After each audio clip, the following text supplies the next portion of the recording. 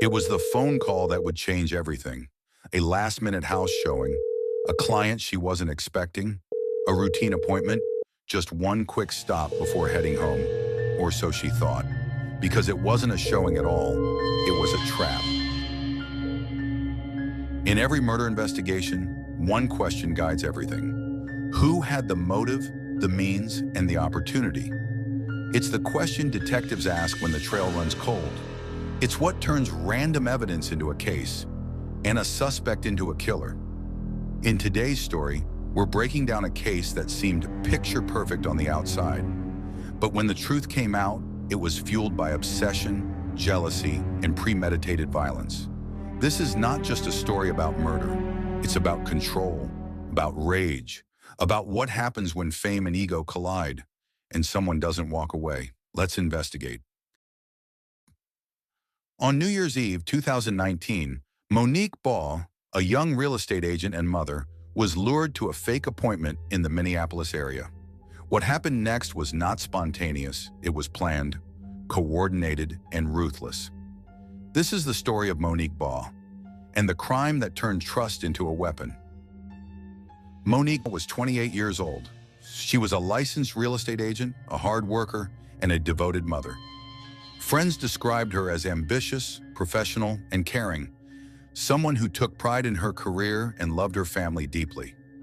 Real estate agents are trained to be accessible, to answer calls, to meet clients where they are.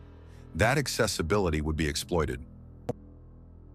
On December 31, 2019, Monique received a request for a home showing in Maple Grove, Minnesota. It appeared legitimate, but investigators would later determine the showing was fake, designed for one purpose only: to get Monique alone. Surveillance footage shows Monique arriving at the location, unaware that multiple people were already waiting nearby. A U-Haul truck pulled into view. Within moments, Monique was forced into the truck. She never made it to a showing. This was not the act of one person acting on impulse. Prosecutors say the kidnapping involved multiple individuals, each playing a role. The plan was coordinated, deliberate, and violent. Monique was driven away against her will. At this point, investigators believe she was being held as leverage, used to get to someone else, and that someone was her boyfriend. After abducting Monique, the group drove to the home of her boyfriend. Inside the house, he was shot multiple times. Miraculously, he survived. And critically, he was able to identify Lyndon Akeem Wiggins as someone who wanted him dead. That moment would become a turning point in the case, because investigators now understood the motive. Monique was not the original target. She was collateral. Investigators allege the motive was rooted in jealousy and betrayal. Monique's boyfriend and the alleged mastermind were once label mates, but as one career rose, the other stalled. Prosecutors say rumors that Monique's boyfriend was cooperating with police, possibly against Wiggins' alleged drug ties, intensified tensions, turning resentment into retaliation. Hours after the kidnapping, Monique Baugh was killed. Her body was later found in a North Minneapolis alley, her hands bound, her life taken by gunfire. She was alone, no witnesses, no chance to escape. A young mother killed because she answered a call and trusted a client. Detectives pieced together the timeline using surveillance footage, phone records, witness testimony, and forensic evidence.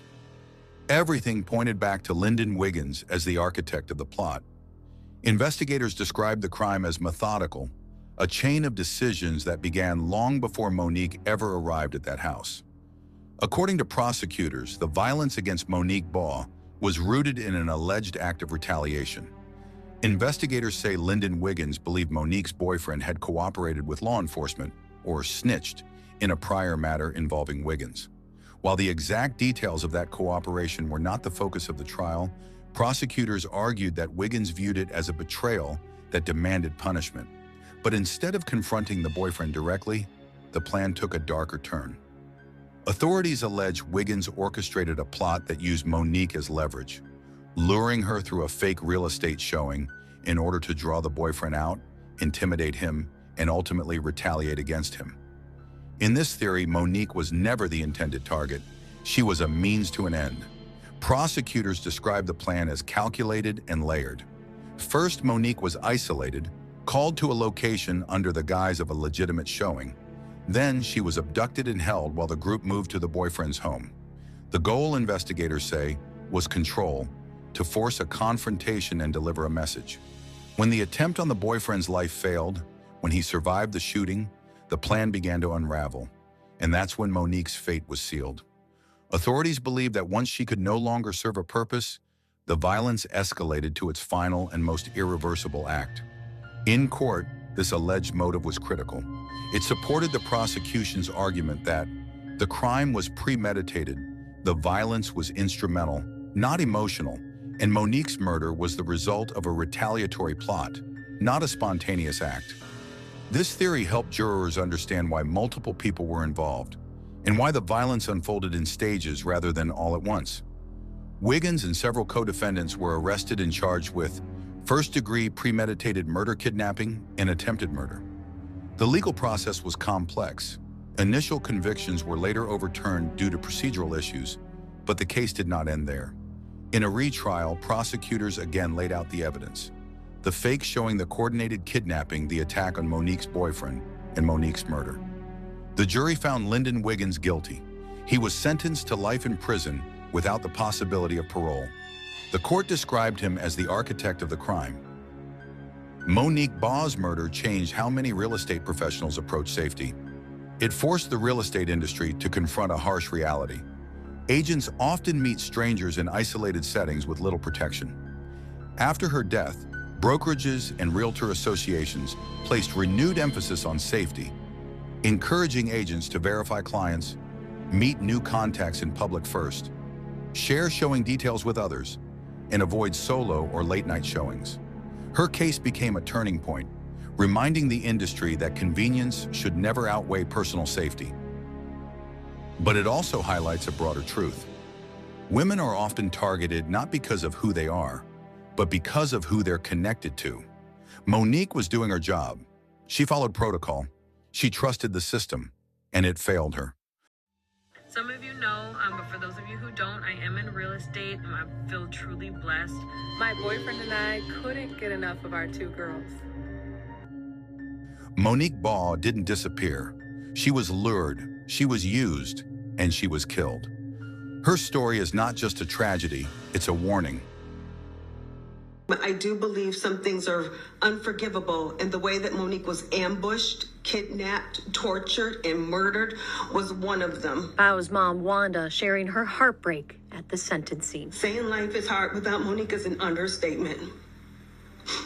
These days, there's days where it feels unbearable. It's heartbreaking to watch two little girls wonder what it would be like to have their mother with them. Baugh's mom cares for her two daughters. You know, Monique didn't get a chance to see her youngest legacy take her first steps. Saying they keep her going, and they have throughout all 4 cases. The trials, appeals, post-conviction relief requests are all reminders of how self-serving these people truly are.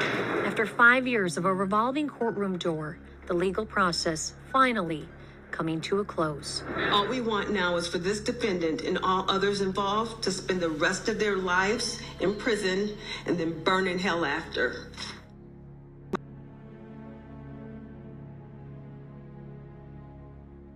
Remember Monique, say her name, and never forget how easily trust can be turned into a weapon. If this case impacted you and you want to help amplify stories like Monique's, like the video and subscribe to the channel.